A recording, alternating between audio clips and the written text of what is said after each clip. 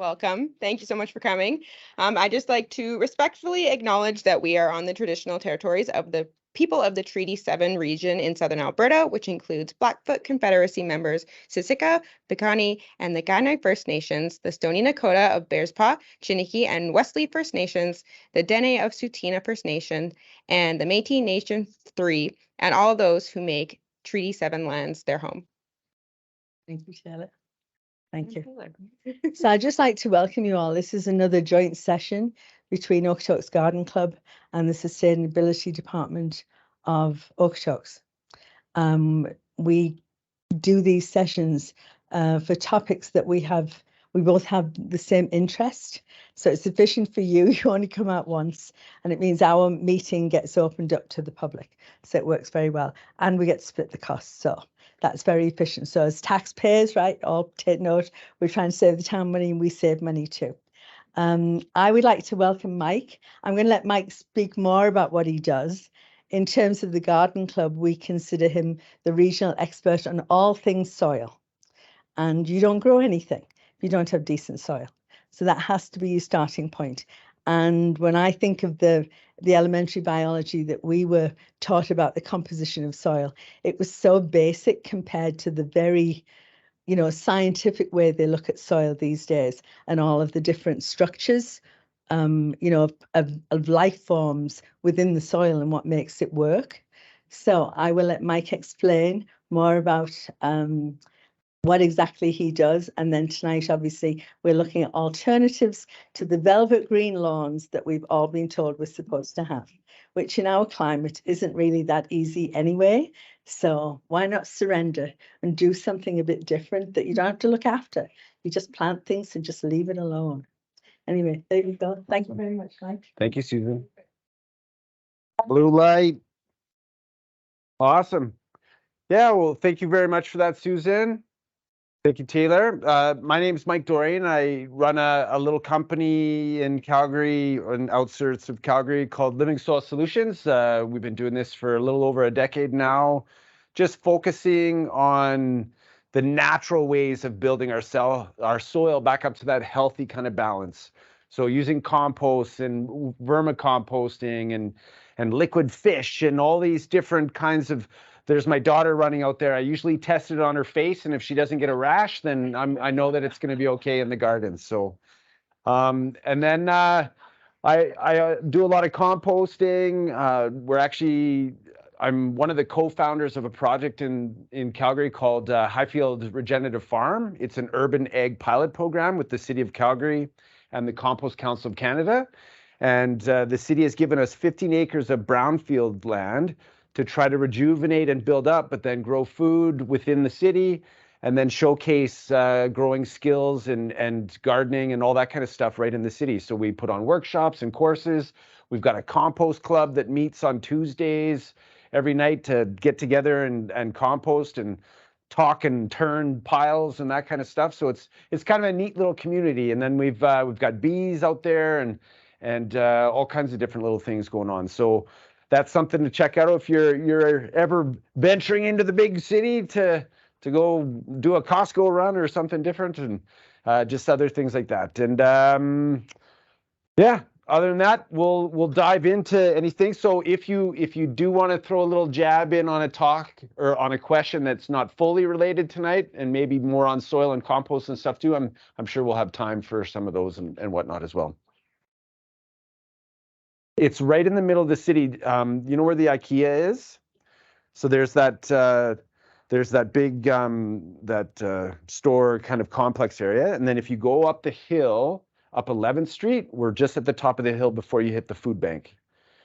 Yeah, you'll see a big greenhouse and then big piles of mulch and stuff all over the place. It kind of is a little incognito, but if once you see it, you're like, oh, right, okay.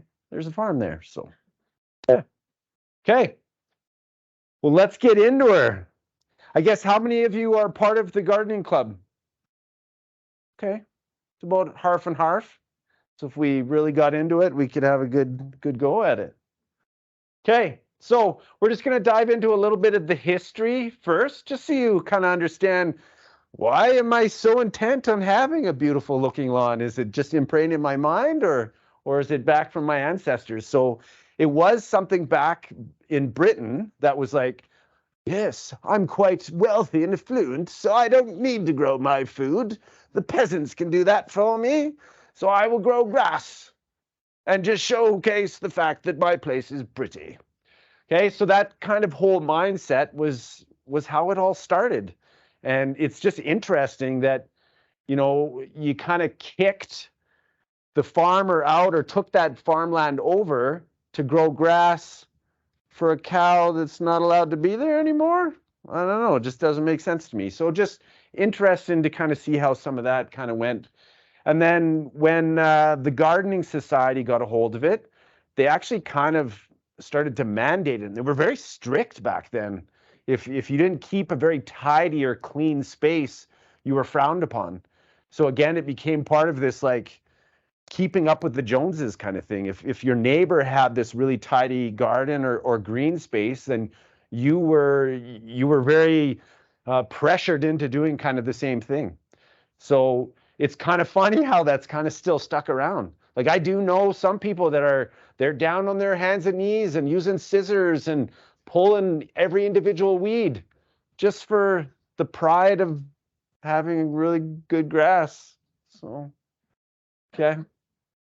So yeah, you'll start to see I might have a little bit of dissent towards the old grass, so I won't try to bastardize it too much, okay? So this is probably the biggest part of mine, is just this fact that, okay, so we talk about we don't have all this space to grow food, but if we're growing huge areas of space just for grass, well, we could easily convert that into growing. You know, we talk about this huge range of the population growing and growing, and we're going to need to grow more food and grow more food.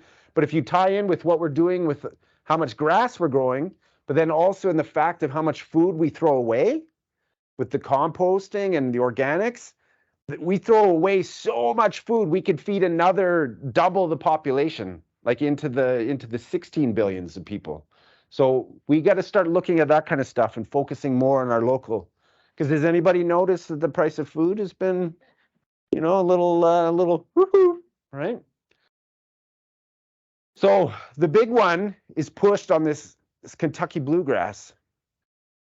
So a couple of problems right off the bat. One is one species of plant never grows anywhere by itself in nature.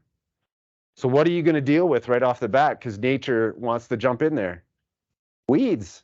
So nature is like, whoa, this doesn't exist. So they're made to grow. You can't tell me that this industry doesn't know that. But they do sell those fertilizers and the herbicides. So that's probably big business, I'd imagine, too. And then with this plant, too, the root on it is only about an inch and a half. So that doesn't have a lot of space to go down into the soil to pull water to it, to pull nutrients to it. So who's going to be in charge of doing all that work? You are, right? It's like the perfect crime of like causing a lot of work. We've got enough work to do. We got kids to take care of and full-time jobs, and double parents are working and stuff now, right? So the amount of water just alone that it takes to, so I have a feeling these kinds of programs are going to be pushed more and more, because the city of Calgary is talking about it. Vegas, California, they're actually completely eliminating the fact that if you have a lawn, you can't even water it because it's a waste of resource. So that's going to be why we're going to start to see this force to go that way a little bit more. Okay, so we want to make sure that we're putting these resources into a favorable place. And then just the amount of time, right? What's the best when you're just like, the sun's shining, it's such a beautiful afternoon, and then all you hear is like half the day. And yes, I know there's some pride in doing that and whatnot, but you know, it takes a lot of energy and resources, and those little two-stroke engines, like, they use a lot of fuel, they use a lot of oil, and they're loud and noisy and exhausting. And now you've got these little robots that you can cruise around, and I just think that's kind of funny. But Yeah, and I look at my parents, they live in an acreage community up outside of Sherwood Park. And it's one of those communities where it's like a giant houses in the middle of a field. So everybody sees like their own houses. I just think it's ridiculous. At least they tucked their house into the trees. But every single house has their own ride-along mower. Like, why can't we do this kind of barn raising attitude again and share equipment and share resources a little bit? We don't all need to have our own thing, right? So just kind of thinking of that stuff as well. So yeah, this was interesting. So this was what I was talking about earlier with the grass. So I'll read it really quickly, just if it's a little harder to read from the back. But in the United States, there are over 40 million acres of land planted to lawn, a figure approaching the 53 million acres planted last year to wheat. So we almost has as much grass as growing food. Since mowing 1 acre uses nearly 4 liters of fuel, the fuel consumption for cutting grass is astronomical. To mow all this lawn just once uses over 160 million liters of fuel. This is enough fuel to drive a Hummer 884 million kilometers or 225 times around the earth, right? So that's just crazy. And is the price of oil kind of, I just heard a big rumor about OPEC cutting production again. So I think the price is going to be going all crazy again. So when we're wasting that much kind of a resource on something just to cut grass to make it look pretty, I don't know. Now, in all fairness, how much compares to, like, I bought an electric mower, so. Yeah, Yeah. and totally. But if you think where that power is coming from, it is still, whether it's natural gas or coal or anything, right? There's still some fluctuations there that we have to think about, and that's even with the electrical cars. Like, there's some neat things that are happening there, but there's some chats about, okay, well, how much energy is that using when it's still pulling energy from the grid? So we have to look at things holistically, right? Taking that whole picture, not just read something and be like, okay, I trust that, right? Got to ask all questions. And then, we got to dethatch it too. You can't just mow it. You got to dethatch it. Like, they just put all these little tasks to it. And then you got to fertilize it. Got to add some extra stuff to it. And with a lot of these kinds of the fertilizers that are typically used, they're all of a soluble form. So when you have roots that are that shallow and you put a soluble nutrient down, you water or we get a heavy rain event, some of that will go into the soil, percolate down, and the roots will take what they can, but the rest just flows through the system. So you're just kind of throwing a lot of it away actually too. So that's spinning money out of your pockets, okay? So this is where we'll talk a little bit about with some of these other alternatives on how then we're working with building the soil and letting the soil take care of the plants instead of us trying to feed the plants, let the soil feed the plants, because that's what nature does. And then you got to aerate this thing too, right? Like, how many other things can let's get as many machines on this little parcel of green as possible. And just a side note, if you ever, I'm sure some of you will probably still keep grass, and that's fine, or even getting the kids out to the park or the sports fields where they're actually being used properly. Aeration, if somebody is doing aeration, that's opening those holes into the grass, at least then put something into those holes after, whether that's compost or humic or something, put something in there. Because that's the point of aerating, is pulling it open to get something in those holes. So then that way we have more organic matter. We're building up, and most of our soils are pretty high clay. So if we can get more organic matter in there, that's going to help that clay soften over time. Does that make sense? Okay. So aeration, don't just aerate. If you're going to aerate, add something after, like a top dress. So part of why that aeration happens too is there's a compaction issue. So this is just it's called a pentrometer. This is an easy way to figure out if you've got really compacted soil, or you could just take a piece of rebar and press down on it, and that'll give you an idea if if it's really compacted, then watering it and giving it a lot of nutrient, you're probably not going to get a lot of that down into the soil. Most of it's going to pool and go laterally. So you're going to be kind of wasting your time and resources again. Okay, so just things to think about. If you're pressing on that rebar and it goes really soft, then okay, we've got some room. But if you're pressing enough that you feel like you might have poop yourself or something or give yourself a hernia, then, okay, we've got some work to do there. So the top dressing, just another thing, if you are going to keep your grass, this is probably one of the better ways to ever feed it. Top dress with compost.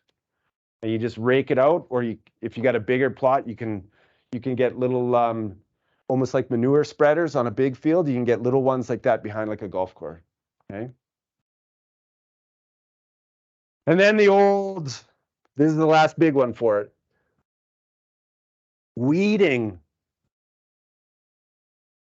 Does everybody like weed? No, just detest them. I think I want to make a t-shirt that has a little picture of a dandelion, and then it just has a little speech bubble that says, sorry, buddy, I don't mean to ruin your day. I'm just a flower. Like, okay, so if we start to understand, so when I had said earlier with just the grass that grows on its own, okay, that doesn't happen in nature. So that's one reason why weeds show up, is to provide diversity, because nature is diversity, right? Another thing that they do is when that soil is really hard and compact, are those roots shallow or are they quite deep? They're deep, right? So they're going down deep to try to pull mineral up from the subsoil and bring it up to the top. So then when they die, they're re-stratifying and re-mineralizing that soil. A big one that they're pulling up is calcium. Okay. And then what was the other one? Oh no, so we did the re-stratifying and then those roots, when they start to rot out, they actually start to provide biomass down below, and that's actually helping break up that compaction. So that's kind of, they're there for a purpose. We've done a couple trials with the Prairie Research Center at Olds College, and we just left the dandelions do their thing for the season. And at the end of them, each one of them had some critter that drilled right up the middle of their root. So it just kind of bored a hole right through them. So all that matter was then mixed up and aerated into the soil by the critters or the organisms. So I'm pretty sure it was worms, but so kind of neat just to see that succession of it, okay? So most weeds are actually indicators. They're telling us that there's something else going on below the soil. And weeds too, again, most will germinate when our soil biology is different. I won't go too deep into that, but our soil, do you believe that there's critters in the soil besides the ones that we can visually see with our eyes? Like bacteria and fungi, like you've seen a mushroom. So the mushroom is a fruiting body of the mycelium that's weaseling its way through the soil. Well, when our soil is at a balance of bacteria and fungal, then most weeds actually won't germinate. So that it's telling us a story of what's going on below ground. So they kind of go back and forth. Okay. And then, yeah, we get our pests, our other things, right? So voles and moles and snow mold and all kinds of different things. It's not an easy crop to grow, especially again, when we get to those little roots. It's not a resilient plant. Okay. And then, has anybody ever tried to get rid of dew worms? No? So dew worms are actually good. They're doing their best to try to mix the soil, but they'll leave those kind of hard pellets at the surface. Has anybody ever experienced that? So that's just because our soil is so heavy in clay. So as they're bringing that stuff up to the surface, they're depositing it there. It dries out, and then it forms those little pellets. But we can break those up, or we can use that as an indicator to be like, okay, I need to increase the organic matter in my soil. So that would be a couple years of top dressing to kind of break that up. Okay. Well, and the disease, the fairy rings, so that's just telling us that there is some fungal action in the soil, but typically those show up where there used to be a tree there. Yeah, so plant another tree there, right? And then, all the other bonuses, right? Okay, because if we look at a forest, does anybody go into a forest and rake all the leaves away? No. So it's just funny that, we just create more jobs for ourselves. Like, it's nice to put your feet up on the weekend after working all weekend or all week, not working all weekend to make your lawn look good. And then, yeah, just the dogs. I'm not a big fan of picking up dog poop. I think it's funny that there's dog poop services now, which is pretty good. So everything to help. Okay. We excited? Let's get into some alternatives here. Okay. So Some of them might not be the best to do. So this is an actual service, right? Like spraying your lawn green. You could just do that if you really wanted to, right? They're actually doing this a lot in China right now. Even some of their mining operations and stuff, they're then going and like spraying the rocks and the pits and stuff green after too. I don't know. So that's one option. You know, you could get into that. There's the fake turf. Okay, so that is definitely an option as well. I'm not saying all these are like really awesome options. I'm just listing what's out there. Okay. These services work pretty good, but I think again that's kind of that weird thing when you see everybody else's lawns all brown and then there's the one that's just like bright green. Yeah, there you go. Yeah. In the middle of March and February when a Chinook comes, it's just like, oh yeah, I got this. Okay. Or you know, if you're a big golfer, maybe that's where you're just practicing your pitch and putt all winter. Okay. So then you guys had somebody come out and do xeriscaping, right? So I'm not going to touch too much on the xeriscaping, but like even these rock gardens, right? So we do have a lot of stone in the area. So if that's something that you want to do, it's pretty low maintenance.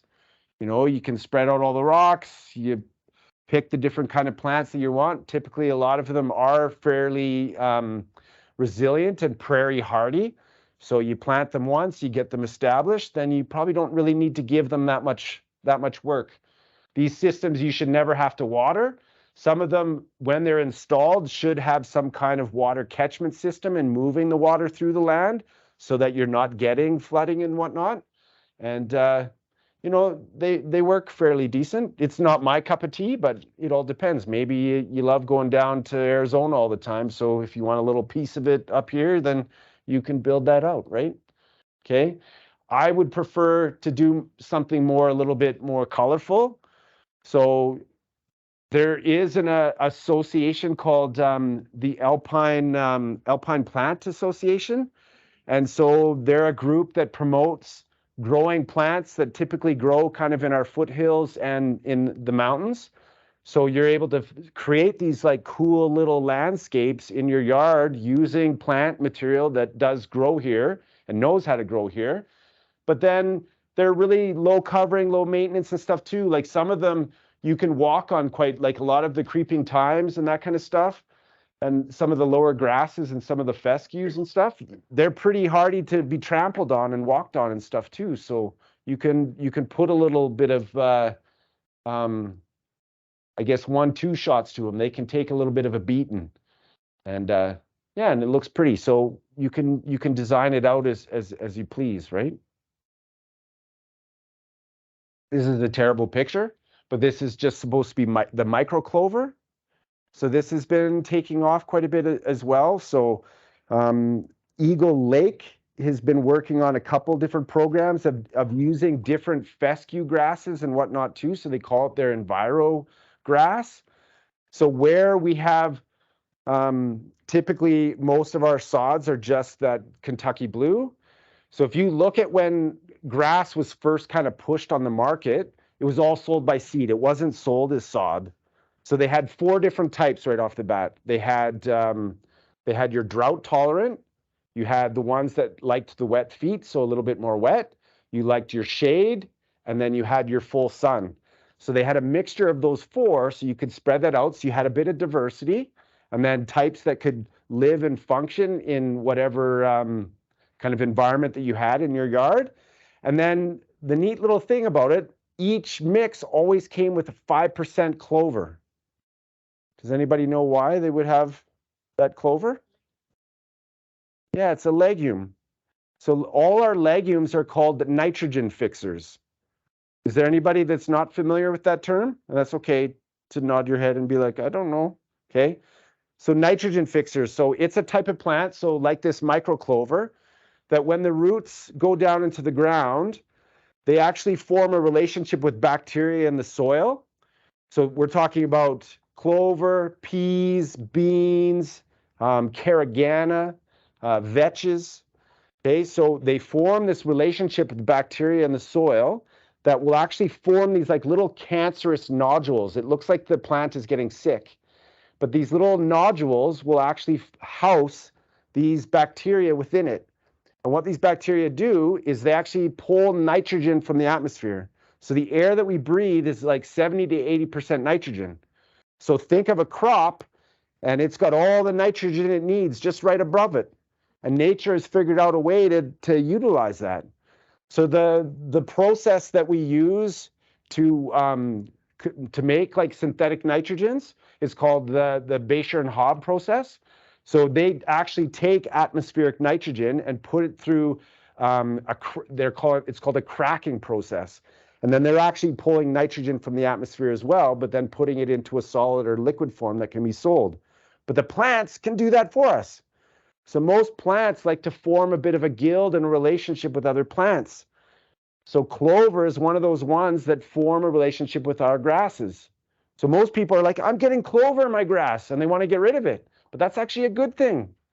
So now that clover is actually pulling nitrogen from the atmosphere and helping feed its other plant friends. Does that make sense? It's a bit crazy, a bit kooky, right? But as they're starting to look into these things and realize how the science has kind of changed from a chemistry perspective, they're looking at more of this biological perspective. And then that starts to get that tie of biology and chemistry, which is then biochemical. So there's all these kind of neat other ways of looking at the soil. Because I give it as like if we look at a forest, does anybody fertilize a forest? No. So what could we learn from that system that then we could apply in our backyard or our back 40, right? So being observant of what nature has already figured out, and then how can we apply that as stewards of the land? That's pretty much our job on being on this planet. Is we're supposed to be the smartest ones and to take care of everything below us, right? So clover, that can be very, very powerful being used that way. Any questions so far? Exactly sure what plants they're referring to. I'm assuming it was the alpine plants, but maybe you can also touch on the clover. They asked how those stand up to the deer. And I don't know if you want to How do touched those on stand up that to the deer? or- So yeah, we're gonna finish the whole talk with Okay. deer because I heard this is a big thing. So yeah, we'll hold off on deer. I see a couple people that could be hunters.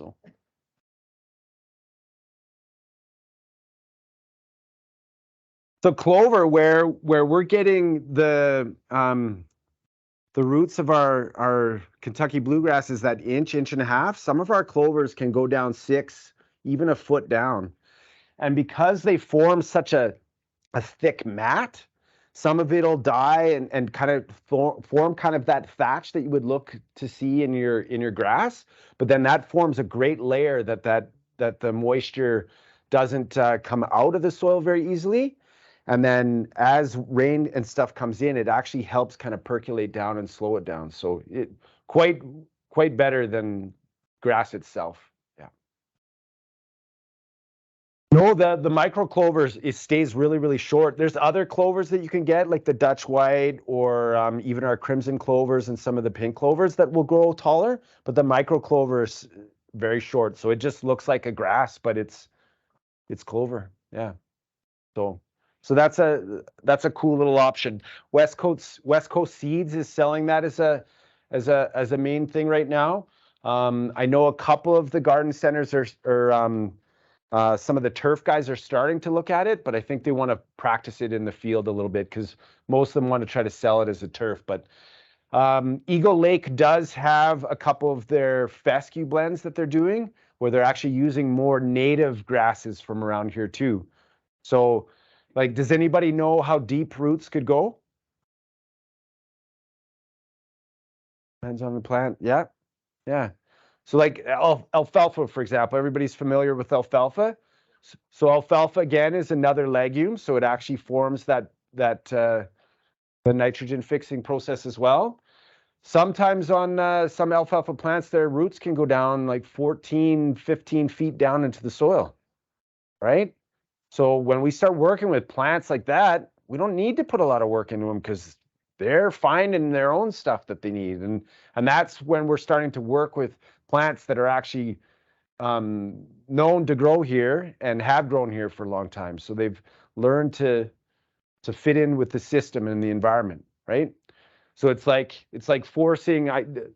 I've done talks down in Ontario, and they try to grow a ton of corn there. Well, corn doesn't grow really well there, but because you can get a certain amount per bushel, sorry, and it's on the commodity market, a lot of farmers go that way, but they have a struggle because they're trying to grow corn in an environment that's not made to grow corn, right? So now then they start playing around with different kinds of corn until they can find one that works. So be mindful of that too. Like when you're looking at your yard, do you have lots of shade? Do you have a wind that comes through at certain points?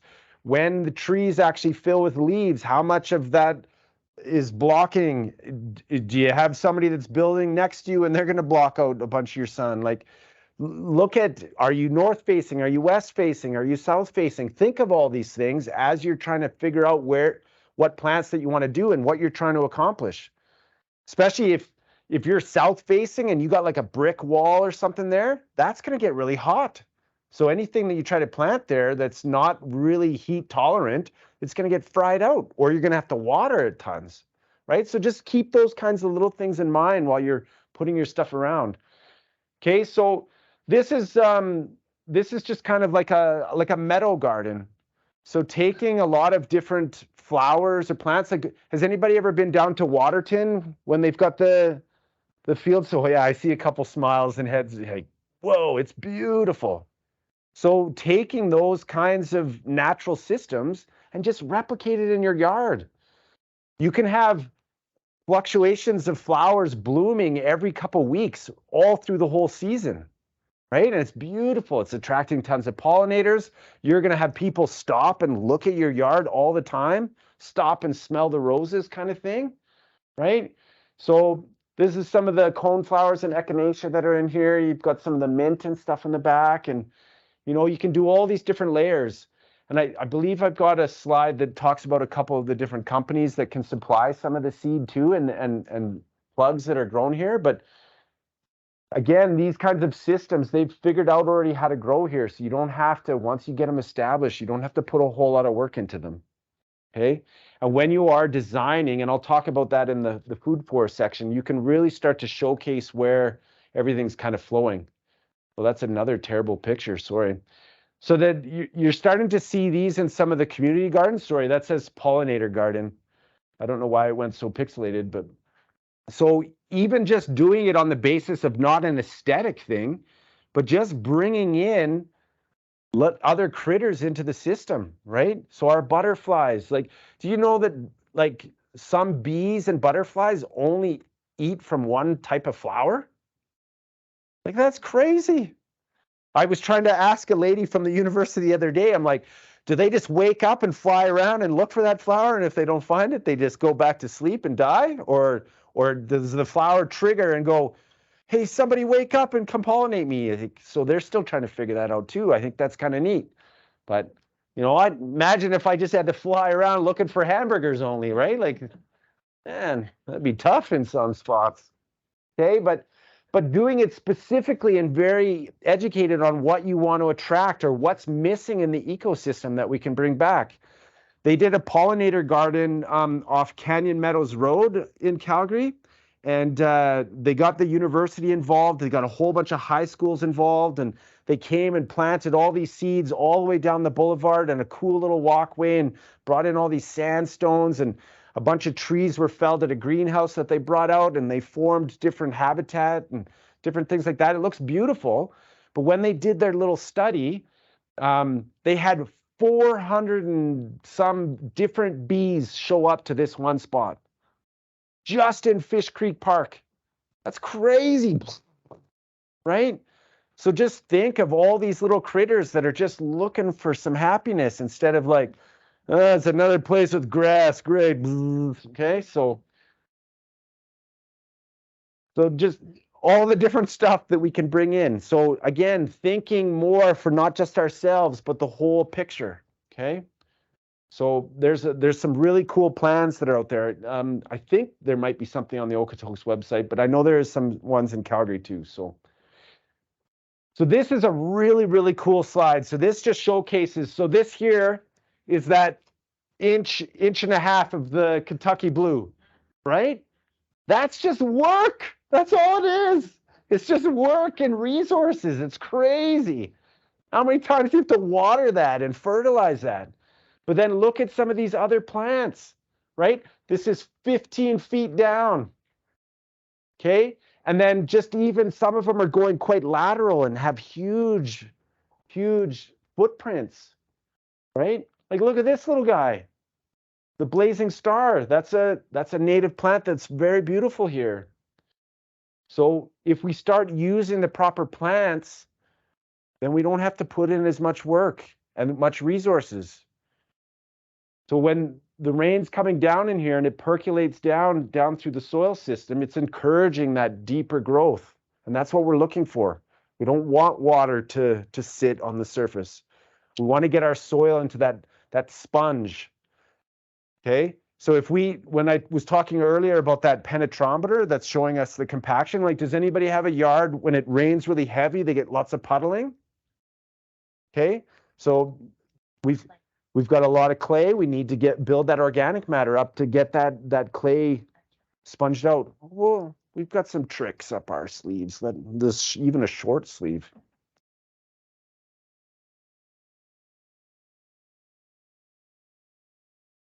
Yeah, 100%.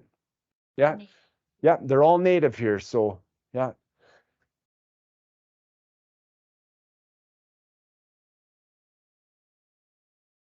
Yeah, I can. So we've got Indian grass, we've got goldenrod, we've got heath aster, prairie code crow, pale purple cornflower, prairie dropweed.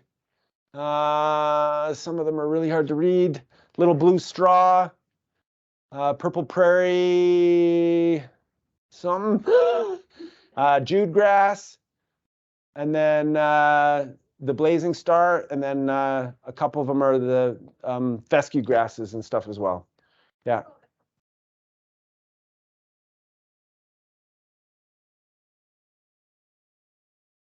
Great. Yeah, I'll have to check on that one, but it is a native one, so it takes pretty good care of itself as well. I'm sure you could probably do a couple of these on here, right? So yeah.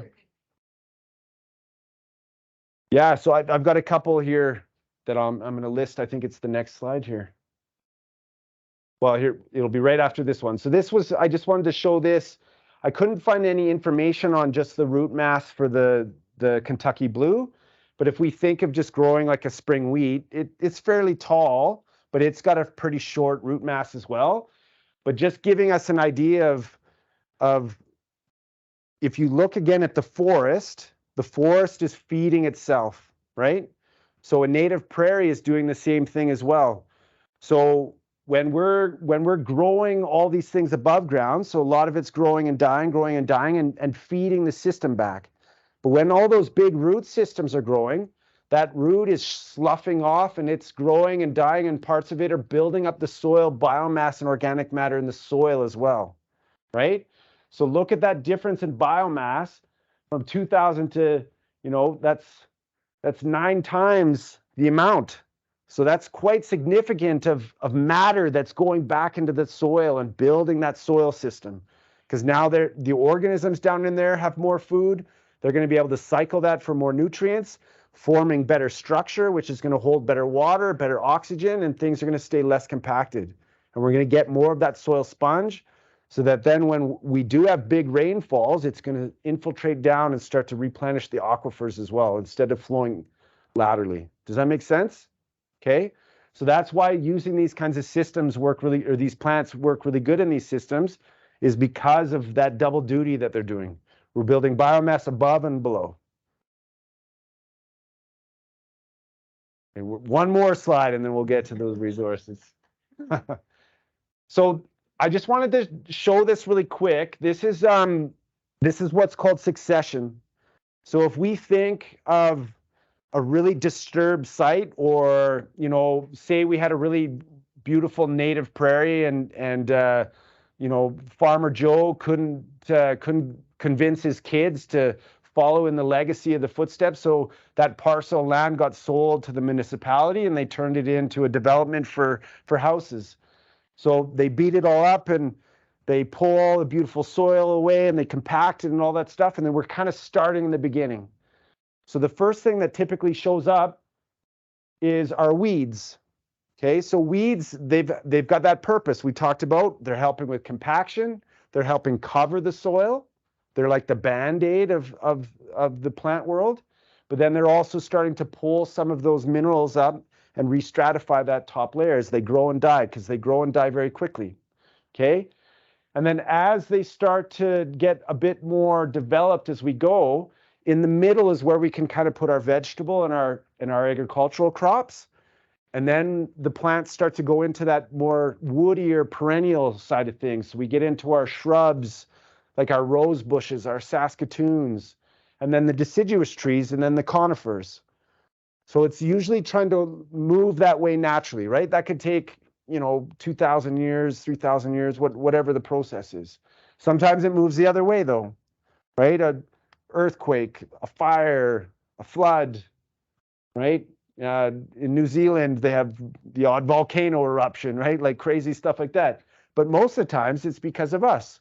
So that example that I just gave of the native prairie being built up and sold for development, well, they bring in all those tractors and those hoes and they're digging up the soil and they're driving their tractors around and it's all this compaction, right? Putting in the infrastructure for the plumbing and the electrical and all that, and then they bring in the cement tracks and they pour the foundation and then they build that house there and they got this layer of clay, bring in a couple layers of soil, maybe a few inches, put some sod on there, say good luck, right? So you're on an upward battle, you don't even know it. So what shows up first? The weeds, because that's their job, right? So there's a couple companies now that are starting to mandate like at least a minimum of 6 inches of soil. So at least you have something to work with, right? But there's the story underneath the soil. So I had talked about earlier of that fungal and bacteria balance. So when our soil is heavily bacteria dominated, that triggers weeds to germinate and grow.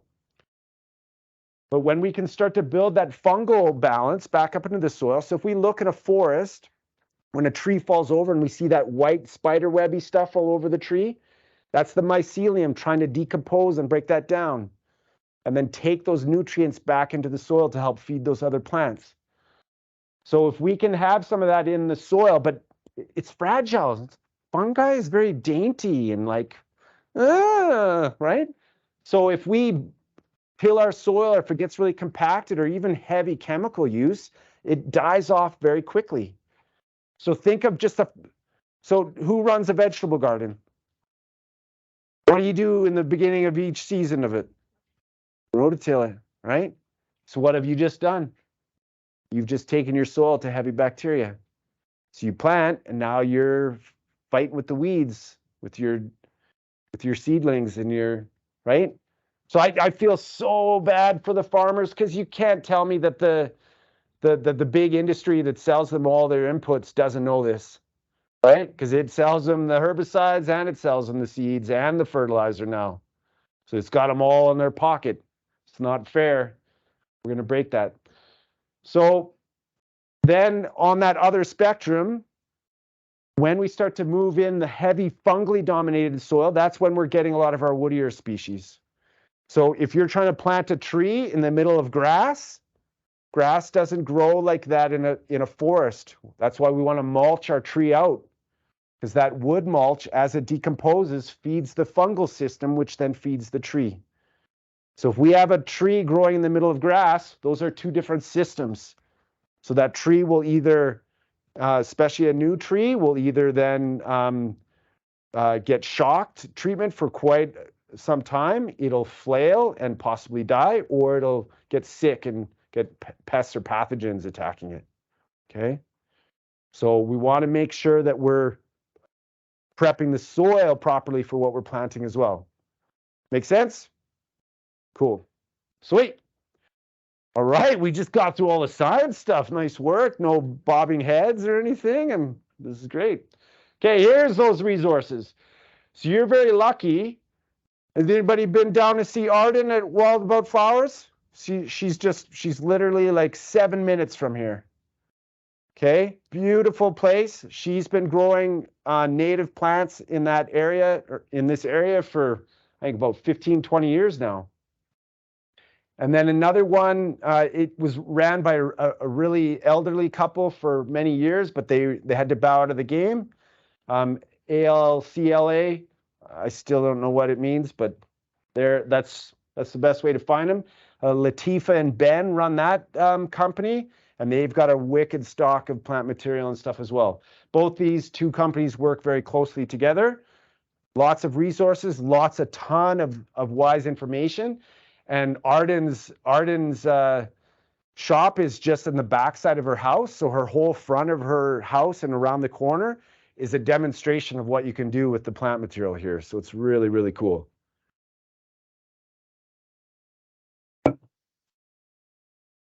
Okay, so we talked a lot about the native stuff, but we want to grow food too. I know half you were in the gardening group, so we want to look at different ways of, I know a lot of people, they ripped up their front yard and just put in garden beds. Why not? Especially if that's your best south-facing or best sun-facing plot.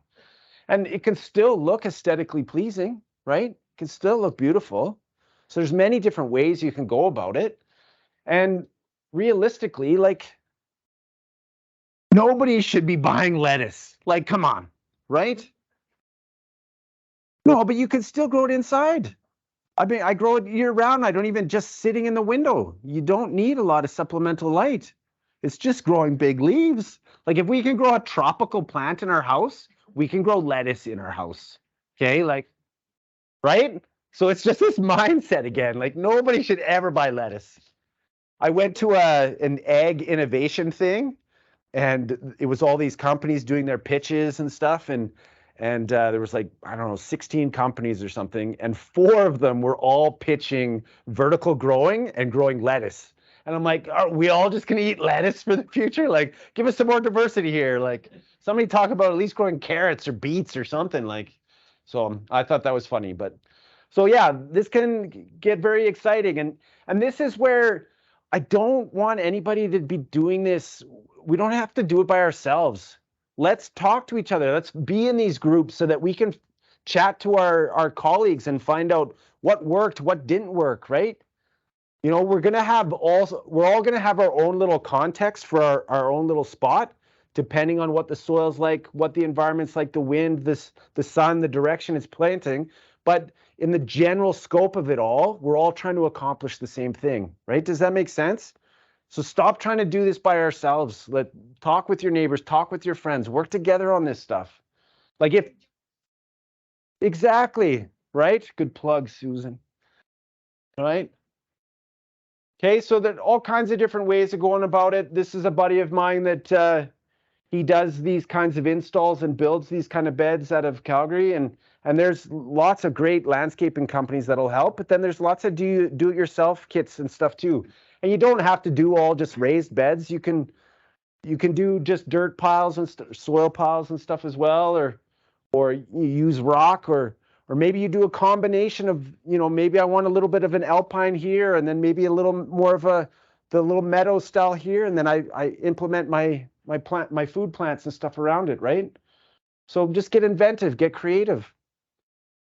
There is a company now too that's there's a few actually that are, because lumber is fluctuated in pricing, and I bet you we'll probably see a bump in it again, where they're making almost kind of like the deck boards that are, but it's all out of recycled plastic, and they're doing garden beds and stuff out of it. So at least now you got a product too that might not rot out in 10 years.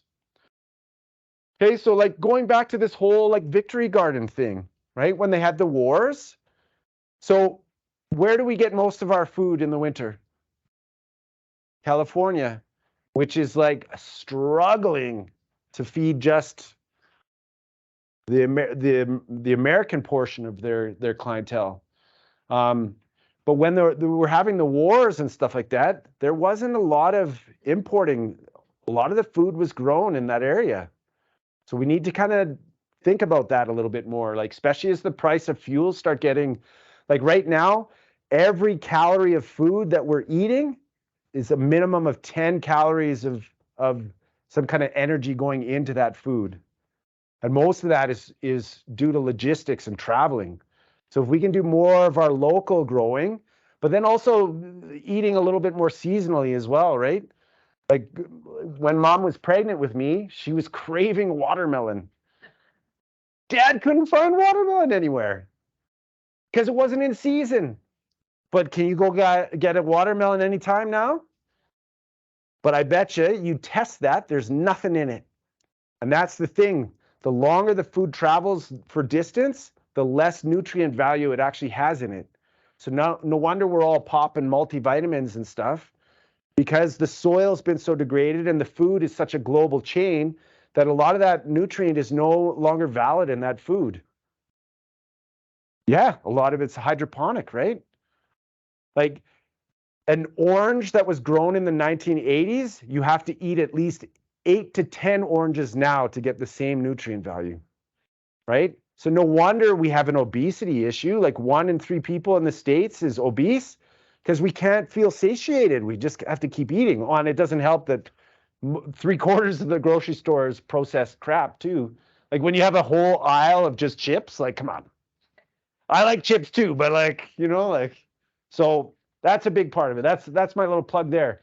And with the gardening side, instead of having grass, let's have a compost pile. Like I got to plug the compost piles, right? So everybody should be composting. If you're gardening, we should be composting. This is a thing that all the cities are going to have to start pushing, is just having a little bit more of community composting so that we can keep those resources within the system. We don't have to truck them out to then bring them back again. A little plug, I guess, if the rebate program, if you're buying compost, apparently you can rebate a bunch of it back if you're a resident of Okotoks. So make sure that you check into that. That's a cool little resource. But the best compost is always going to be what you make your own.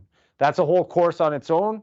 If you ever want more information and stuff on that, just send us a line and we can set you up or put you in touch with the right people. But think of gardening as it's a bit unnatural. Every time you take away, you got to give back every time, whether you're growing in beds or in the ground or whatever. Growing food, you take away, you give back. Okay. Greenhouses, these are getting very, very popular now too, from really fancy ones that you can spend a lot of money on, or the amount of renovations and stuff going on, like piecing together old windows and getting creative. We dropped soil off to a gentleman in a neighborhood in Calgary that it's very hilly in the area, and he built into the hill and down in, so you like walk into his greenhouse and you walk down the stairs, and he had all these cool beds right in there. So a lot of it was insulated down into the soil.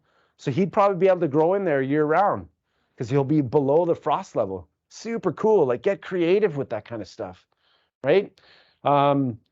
There's a gentleman up by Olds. He did a Chinese style greenhouse. So it's 100 feet long. So you don't have to do it 100 feet long, but just taking this mindset of what he's done. And he had a meter thick wall in the back made of clay with black cladding. And then what he does is in the colder times or at night, especially in the off-season months, he has a cloth that comes down that just protects, keeps the heat in. He uses no heat, no furnace, nothing. So he's not burning any energy. The only energy is just the switch to bring that little blanket down to protect it at night. And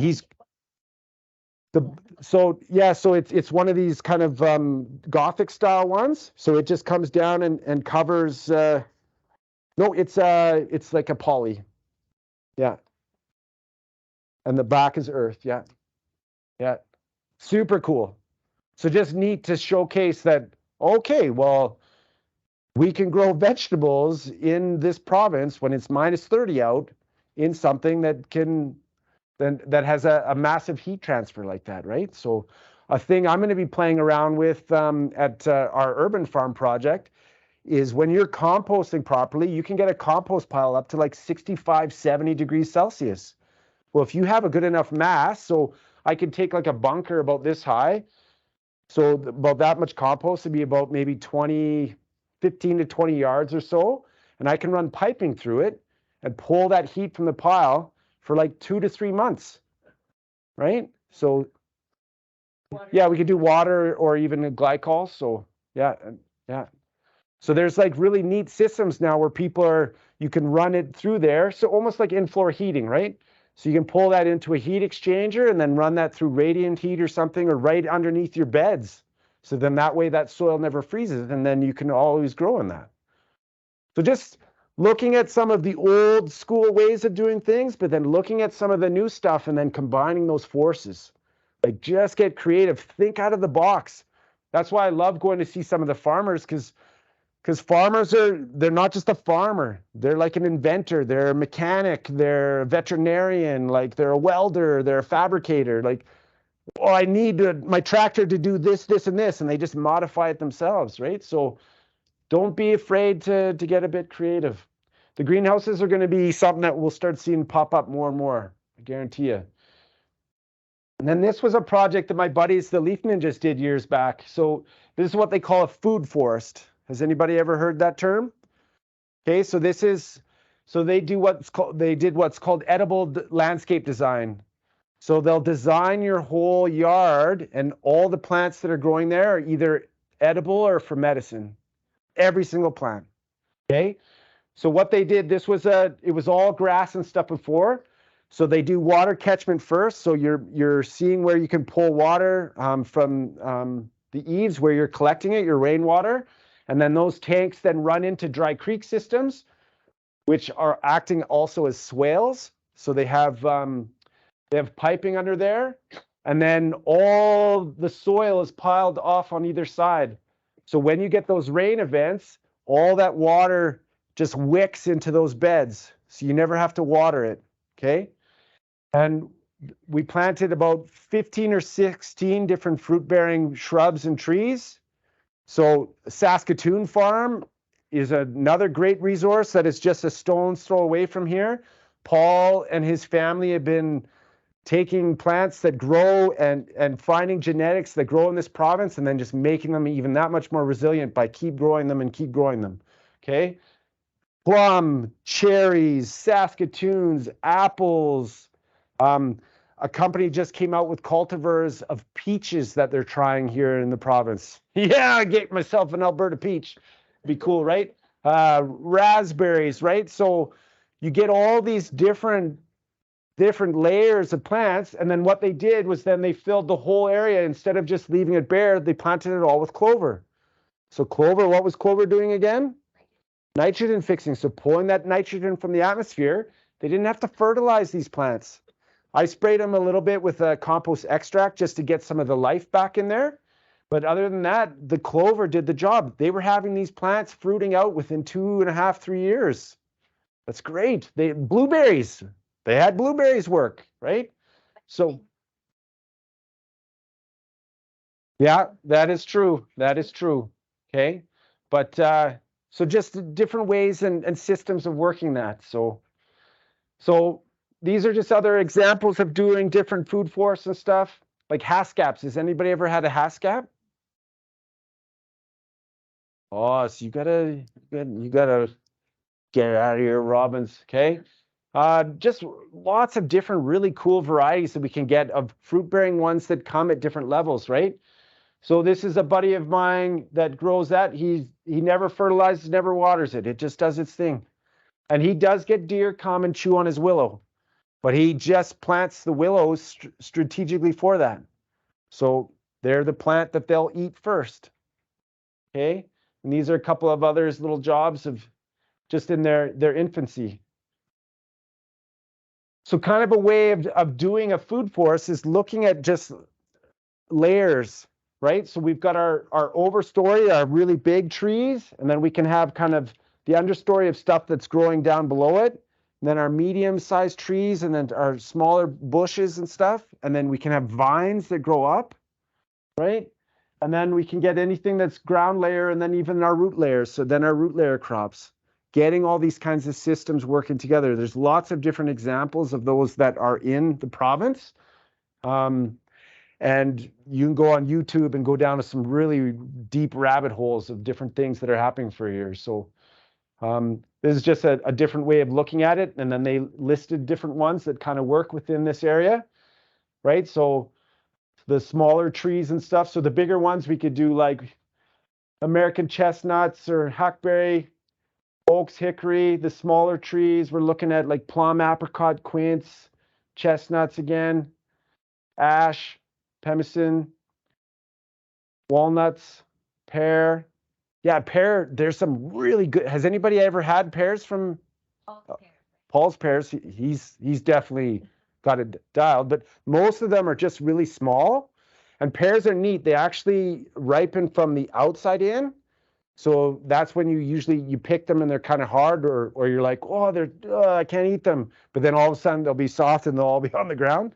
But if you take those and you can them just whole, you just pull it up with a stem and oh, so good. Or let them sit in some vodka or something, or like holy moly, let me tell you. Okay, and then like the shrubs and stuff going into the gooseberries, elderberry, bush cherries, the Saskatoons, that kind of stuff. Vines, you could do hops, you can grapes. There's a hardy kiwi that grows in the province. They're just little tiny kiwis, but they're still kiwis. Okay, you can do squashes and stuff too. You can start to get has anybody ever tried growing mushrooms? Right, you see mushrooms grow in the forest. So if we start to get these systems going and that soil stays undisturbed and the fungi gets to do its thing and it stays moist, you'll start to get fruiting bodies of mushrooms that you can actually eat too. Okay, and then getting into like mints and nettles and rhubarbs and asparagus and then our thymes and our mint and strawberries for the ground covers and that kind of thing. So we can get very, you don't need to just have a plant growing like this. We can grow in those layers, take advantage of going up, right? That's what a forest does. So we can start to play with some of that stuff. I'll share out the slides so that you guys can have a peek of it and stuff after, okay? So most plants actually like growing with other plants. If we look, there's a professor at a UBC that has anybody heard of mycorrhizal fungi? Okay, so this is the type of fungi that actually, it'll form a relationship with the roots, kind of like those bacteria that are doing the nitrogen fixing. But instead of pulling nitrogen, they just feed through the soil 70 to 80% more of what the roots can. And dig deep, pulling water and nutrients back to the plant, and then they do a tradesies. Like, hey, I got some calcium for you. What do you got? Here, have some sugar. They do a little lunchtime tradesies. So this Professor Samard, she found this relationship where some of these plants are actually connecting to each other. So it was a birch, and it was, I think, a fir. And the birch, at times where it didn't have enough water, the fir was sending it water through the mycorrhizal relationship to the birch. And then, the fir was not getting a certain nutrient, and then it was sending nutrient back to it. So they were working together. Yeah, like nature's got it dialed in. Like I think sometimes we think we're like way smarter than them, but they're probably laughing at us all the time. Okay, so there's many different kinds of books and examples out there of different guilds that can kind of work together. There's a good one here. So a lot of native communities used to do it that were actually farming a lot was the Three Sisters. I'm sure some of you are familiar with that. Okay, so you've got the corn plant that was growing up, and then the bean plant that was growing up it and winding around it. So using the corn as its body, but then the bean is a legume, so also pulling nitrogen for the system. And then squash would go around the base. So the big leaves would help keep the soil and everything protected so it would stay moist. So they all work together to grow in one little spot. I've got buddies that have grown this in Calgary, even up to Rocky Mountain House, all the way down to Pincher Creek. So it's a system that works really good. And then doing like a herb spiral, right? So this can be a system that we build up kind of 3D. So it comes up spiraling around like a big shell, and we can grow all these different herbs together and that take over this little beautiful spot. So that now we're again building up and growing up, but we're maximizing how many plants we're growing in one space.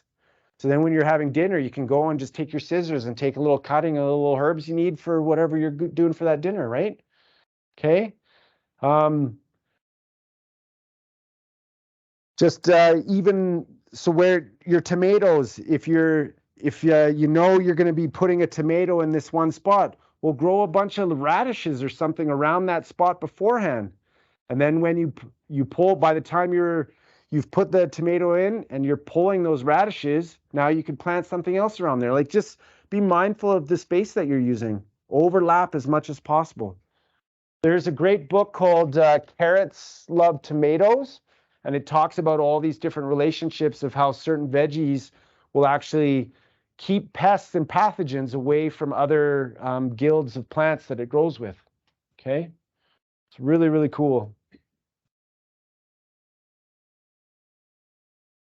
Yeah. Do herbs overwinter in a spiral here in zone 3/4?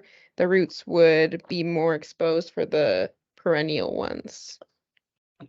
Yeah, so with the herb spiral, we usually have plenty of soil in that, and every spiral that I've seen that we've done is yeah, it's always overwintered. Yeah, yeah, and that's again of using good stock too, right? Like buying Mackenzie seeds compared to any of the seed growers that actually grow and gather the seed from the province makes a huge, huge difference. Okay. Because those seeds are actually, okay, we've dealt with the winds. We know that we only get this much moisture. We weren't grown down in the US or whatever, and it's just part of a massive seed company that sells seeds across North America, right? So just be mindful of that too. That makes a big difference of where you get your stock. Okay, so we'll just wind down with our deer friends.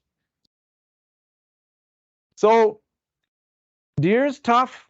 It really is. Like the town of Okotoks is one giant wildlife corridor with the Sheep River flowing right through it, right? So one thing is we have to realize that we're sharing habitat with them, okay?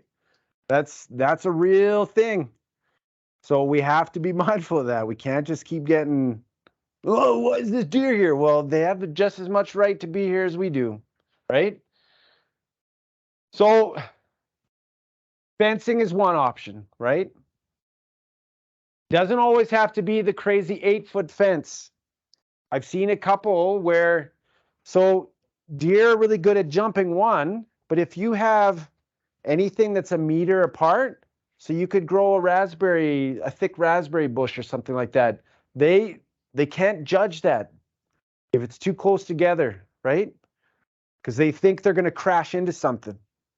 So you can actually have shallower fence lines, but if they're a certain distance, I think it's like a half a meter or 3/4 of a meter or something like that. There's whole books written on this, right? So looking at those kinds of different options, I've got some, my mentor lives out in Water Valley, and he's got, you think of any critter out there, they've got every single one of them. But he's got a bunch of willow trees on his property, and willow likes to be cut down and then it regrows, right? So what he just does is he takes the old branches and then he just leans them out on his fence area. So it's like kind of these like protruding branches hanging out.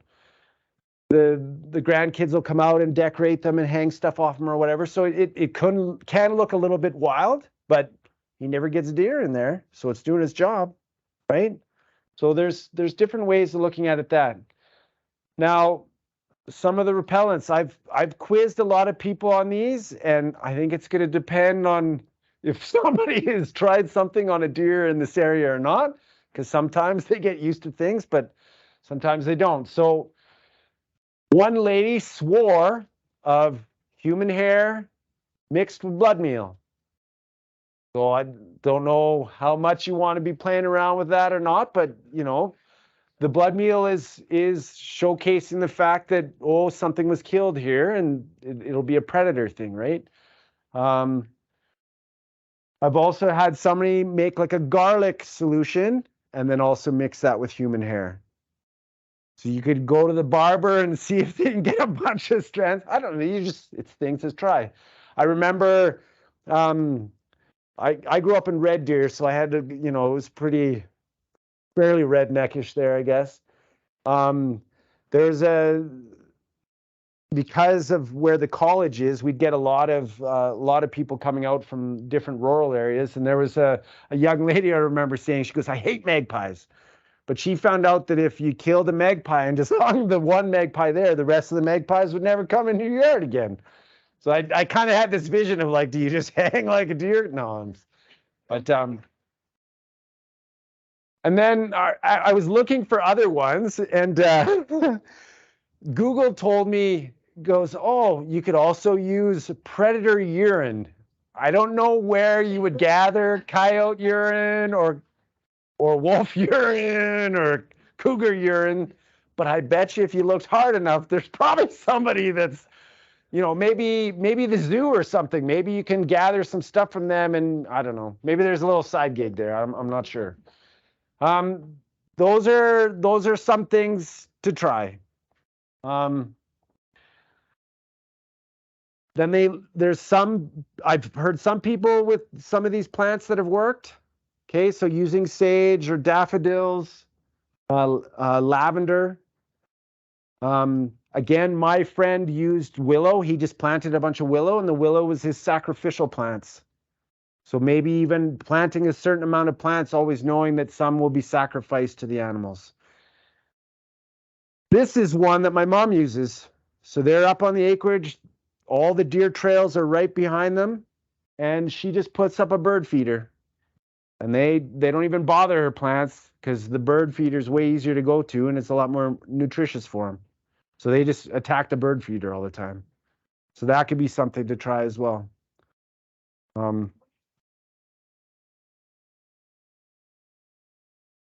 it's where you got to get your neighbors doing it too, so that as they walk along.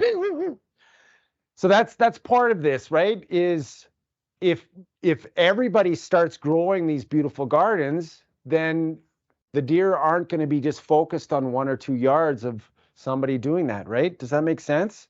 So if the more we can get our community and our neighbors involved, then it's not going to be such these isolated events where all 14 are hanging out at your property. They're going to spread themselves out a little bit, right? It,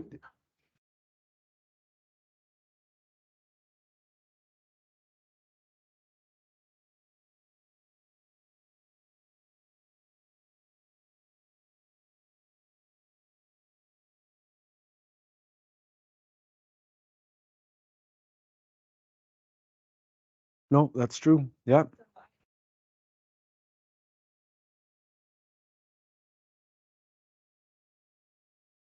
Yeah, exactly. Yeah. And so the same thing in Canmore when they had the rabbit problem, right? But that then we had to look at it as that's not a rabbit problem, that's a coyote solution. And so then they started allowing a certain amount of the coyotes to come in and do their thing at night, and we're putting up warnings and letting people know, like, hey, if there are coyotes, just let the rangers and stuff know. But the rangers were keeping close stock and then measuring what was happening with the rabbits, and that started to go down a little bit. But there is a few municipalities down in the States that were struggling with it to a point where they eventually allowed it to be open game, and they started serving it in restaurants and everything because that was a way to just, yeah, you had to, if it's an animal that can be eaten, then perhaps maybe it needs to be eaten a bit more.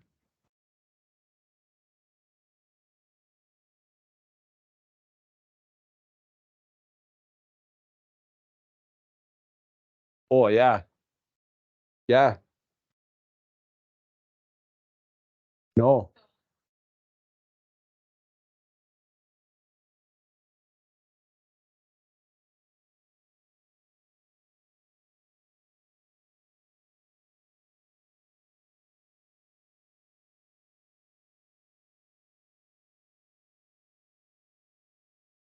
Oh, well,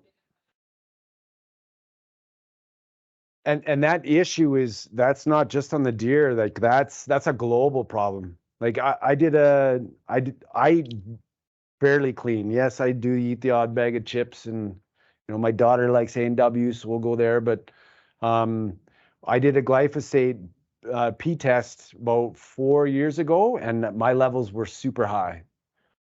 So it's just in everything, right? Like, yeah, like it. So this is a systemic problem that we need to fix for on that kind of scope. So yeah,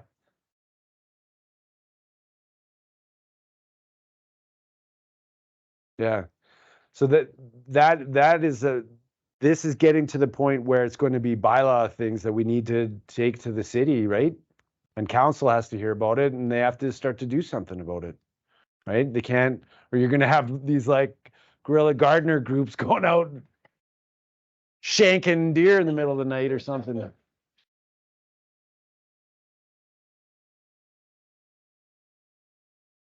Yeah,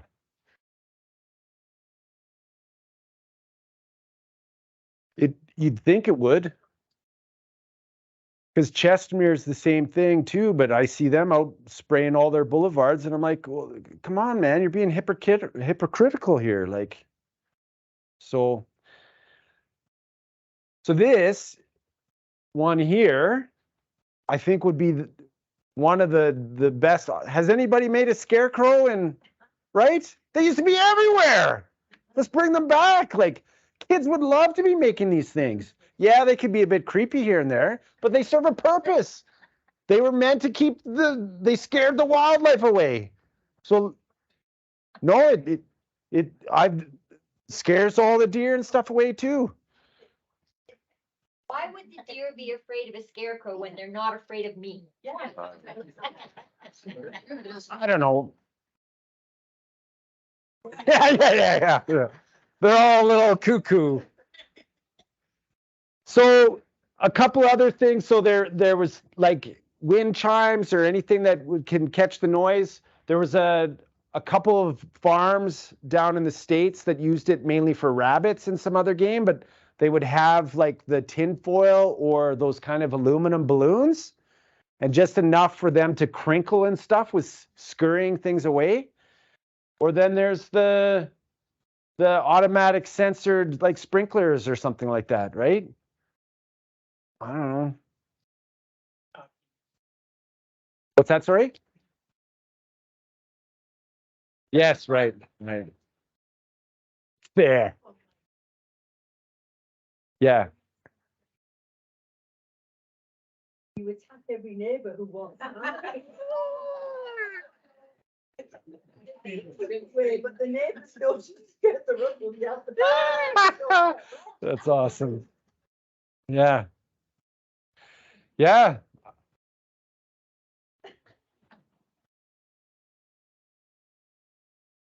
Yeah, it sounds like to me that there's enough voices that it needs to be taken higher up. I don't know what else to. Yeah, so just keep poking at him, I guess. Yeah. Yeah. Well, and I doing our city project, I understand the speed that they typically move, and that's the frustrating part. Like, nothing ever happens very quickly. It's like, yeah, probably most likely. So I don't know. I maybe it's a combination of things, but if they're all neurological problems, then maybe I don't know. Like, what are you trying to think? What else do you do? But yeah, it's hard to say. So just things to try.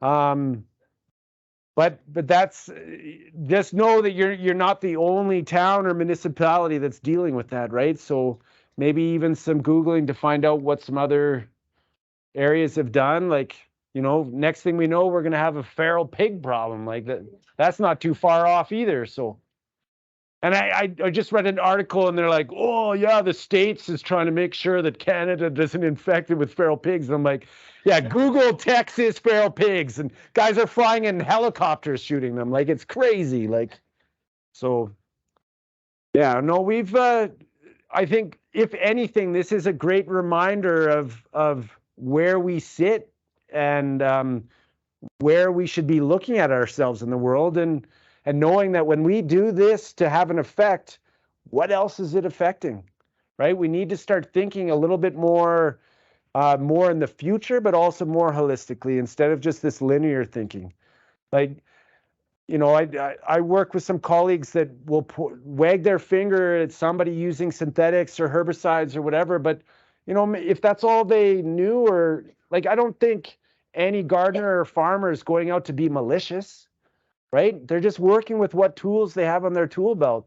And as the knowledge and the communities grow and we figure out other options and other tools to put on our belt, then we're going to have more of an arsenal to do things a bit more wiser or kinder or holistically, right?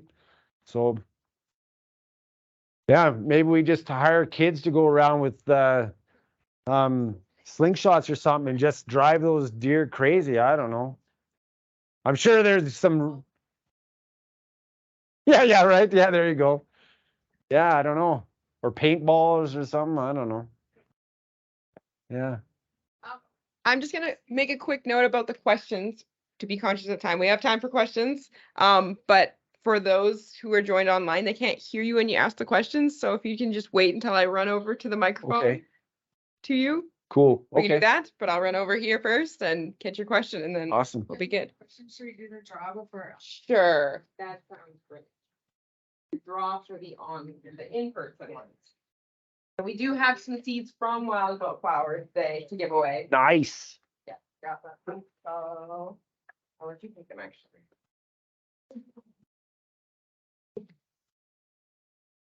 Here we have just ran away. Colin Russell. No, he's just talking to me. Okay. Congratulations. Thank you. I'm just seeing for when he gets back. Totally not rigged. Totally not rigged. Yeah. They swapped out the pails. Okay, so online, if you want to listen to questions, go ahead and stay. And if not, thank you for joining. Now come over here and get your question. Yeah, my question was, when I was a kid living in Edmonton, they didn't have sod then, but they would put potatoes in their front yard before they put the grass seed down.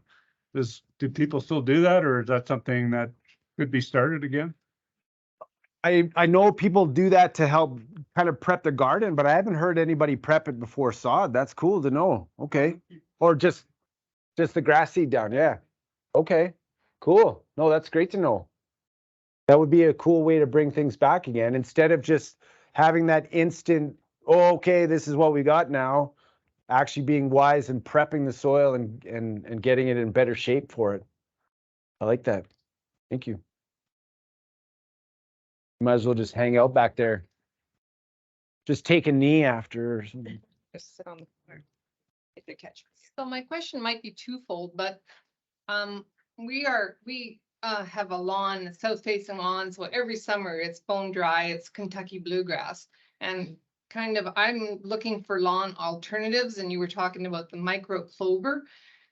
Is that a lawn alternative? Like you were focusing more on perennial gardening and making it more of a garden. Is that really the way we should be looking at this? Or can you alternate something else that's green that would be happy instead of the bluegrass? Yeah, you betcha. So you can work with the clover, but then hitting up different companies like Eagle Lake. I'm not sure what Arden or Wild About Flowers would be hanging out with now, but they've got like fescue seed mixes too. So you could do like an aeration of the yard, then do your overseed of those other seeds. Yeah, over the grass, and then do a top dress. So then that way, then all that seed has got a little blanket over top of it. So then when it gets moist, it'll have a better chance of staying moist to germinate. When they do this like seed on top, like, well, yeah, you'll get it wet, but then as soon as it dries out, then the seed is like, Yeah, or blows away because it's just so fine, right? There's fescues that there's like sheep fescues that just grow and fall over, and it's about the same length. So yeah, yeah, Microclover tree, once it's planted, there's no more. Yeah. Like mowing, fertilizing. yeah, yeah. Because that's the ultimate goal and point of them, right? Yeah. If you live in Okotoks, we offer rebates on all of those things. So on clover, for lawn alternatives, on drought tolerant grass mixes and sod. And also on compost now too. So for if you want to get top dressing done, you know, we'll pay 50% up to $100. So Is there a lawn anywhere in Okotoks that has micro clovers or any example of? And there, I know there's a few people that have bought it over the years. Another friend of mine, she did her whole, they ripped up everything and they did their whole front lawn and I, so I don't know what it's gonna look like this summer. They just put it in last fall, so Cool. we'll see, but And it's called micro. Mhm. Yeah, it's really, it's nice. It does keep the lawn a lot greener longer. It holds up pretty well. I've got, yeah, when I put mine in, I had a giant dog and a little dog and done really well. So, Actually. yeah, it's true for kids. Yeah. Yeah.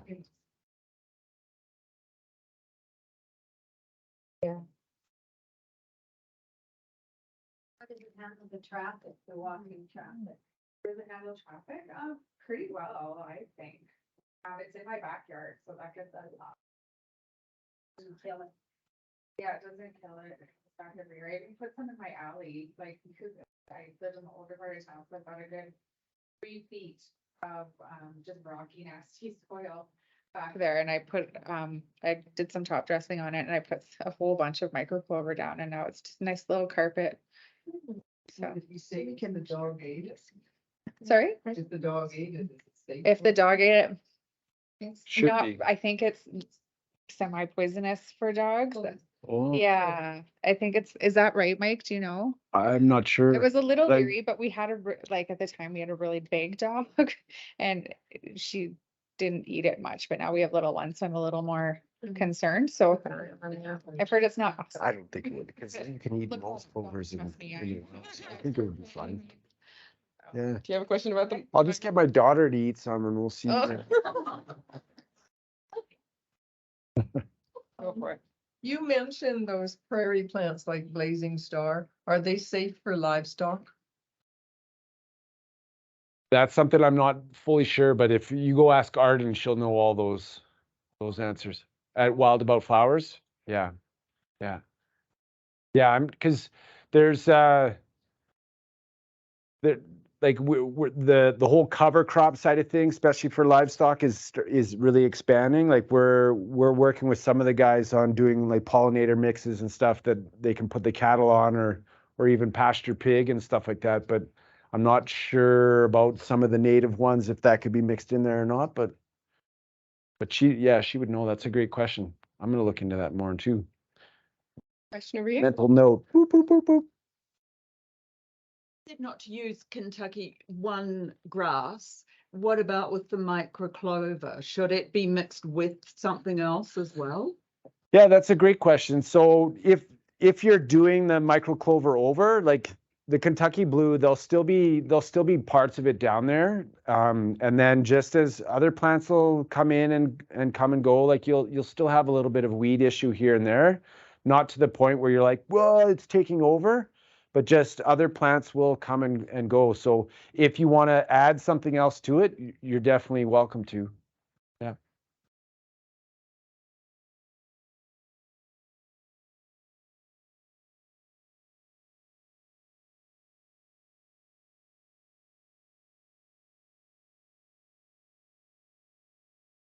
So the cedar mulch, so typically, so cedar mulch can be allopathic, so it can actually stop things from growing. And when it's really fresh, it's actually antibacterial properties. So most people get it because it's so pretty and it smells good for that little bit of time. Like my mom's mental, she goes and fluffs her mulch every spring. I'm like, man, you hire somebody to do that. Like, and she's like, well, it's my exercise. Like, so, you know, and looking at where it comes, cedar is more prone to working with the plants that grow in BC, right? So using some of the mulches that you can come from here, whether it's pine or spruce or any of the deciduous kind of ones, like arborists are chopping stuff down all the time, and we use a blend of those, and you get different sizes and chunks. It's not as uniform, but it works like a darn. Yeah.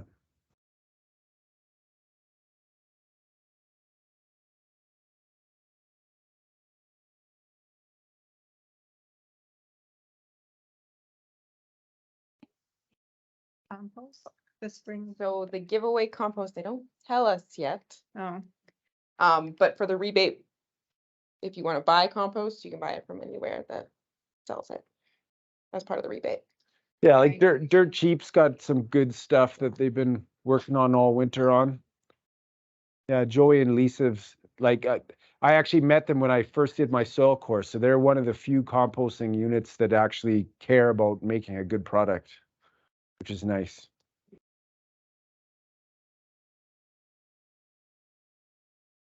Yeah, they're just down, is it Alderside, I think? Kinda? Yeah. Yeah. I was just wondering if we wanted to, like, I homeschool and part of a bigger group and stuff, if we wanted to bring some kids to learn about the composting and learn about that stuff, would we schedule, like, how best would it be to try and schedule that if at all possible with? Yeah, just send me a line. Like I go into a lot of classrooms. We're having a 60 kid homeschooling group come in the beginning of June to the farm. So yeah, like, and there's lots of space, and we're just starting to roll into that, especially with the farm side. But I do tons of programming myself. That's kind of my favorite part. Yeah.